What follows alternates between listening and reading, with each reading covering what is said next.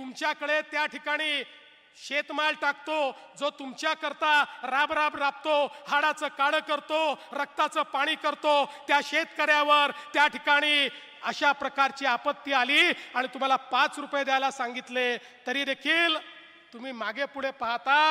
आता असे काही कारखाने मी शोधून काढले आहेत ज्यांच्याकडे शेतकऱ्याचा काटा मारला जातो। आता त्यांना मी दाखवणार आहे की तुम्ही शेतकऱ्याचा काटा मारून मारून या ठिकाणी पैसा जमा करता आणि शेतकऱ्याकरता 25 लाख रुपये द्या म्हटलं तर तुम्हाला त्या ठिकाणी देण्याची दानत नाही आहे।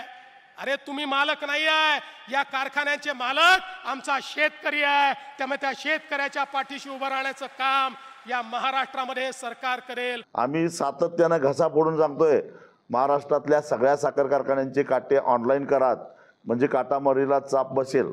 आज AI टेक्नॉलॉजीचं सगळं उदो करतात। AI टेक्नॉलॉजीच्या माध्यमातून काटामारीवर आणि रिकव्हरी चोरीवर सहजगत्या नियंत्रण आणता येतं। AI साठी सरकारनं 500 कोटी रुपयाची तरतूद केली आहे। मग काटामारी आणि रिकव्हरी चोरीचा सुद्धा त्याच्यामध्ये समावेश का केला नाही? यांच्या कारखान्याला ऊस कमी पडतो म्हणून फक्त उत्पादन वाढीसाठी त्यांना AI पाहिजे, काटामारी आणि रिकव्हरी चोरीवर ह्यांना AI का नको? दुष्काळ जाहीर करता येत नाही, मॅन्युअलमध्ये बसत नाही असं मुख्यमंत्री म्हणतात। हे राजकारण नाही का?